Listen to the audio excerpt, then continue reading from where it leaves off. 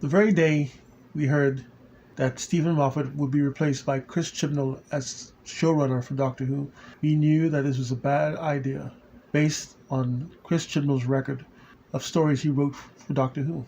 Here is the number one reason why we thought that Chris Chibnall was a bad idea to run Doctor Who, and why we never watched a single episode of the Chris Chibnall era.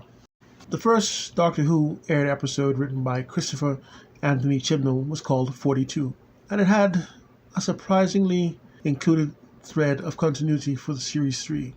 That continuity was that the secretive threat relating to Mr. Saxon was ever present.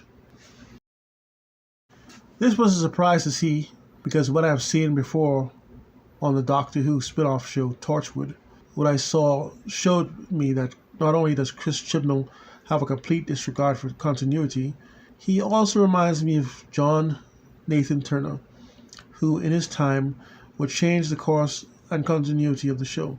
Turner would also alienate Tom Baker and objectify female companions. If they objected to his ideas, they would, well, we saw what happened to Perry Brown. So back to Chris Chibnall. Some years ago, I was watching Torchwood Series 1, and then the Cyberwoman episode came on.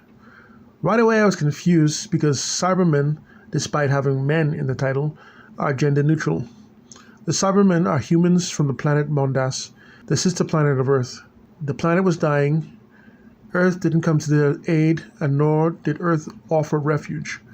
So the Mondasians all loaded up on a massive colony ship and left their home planet. As that happened, said planet fell out of orbit. Without food and water, and no place to find it, their scientists came up with a plan to end their need for anything that humans need, including emotions. They made the Cybermen, the Mondasian Cybermen.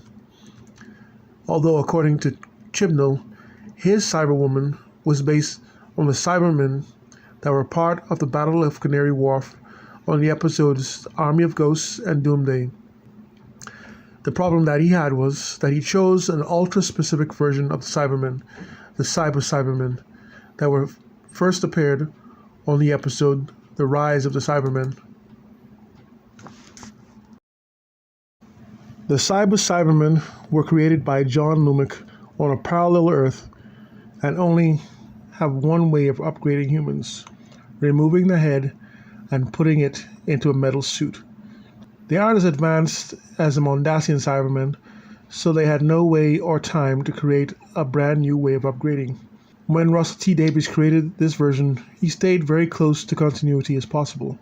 He only gave them a different origin. They largely operated virtually identically as the original version. I don't even work for BBC, and I don't have access to production notes and never seen before footage, but even I could see the inconsistencies in continuity.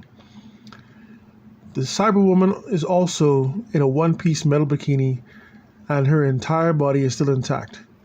Chibnall will bring this clear disregard of continuity into his era of Doctor Who, from putting Time Lords in Cybermen suits to having Judoon operate on Earth to the creation of the Timeless Child.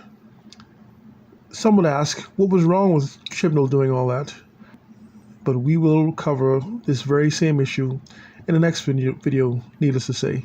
His disregard for continuity has lost more than a half of its regular viewers. Like, share, and subscribe.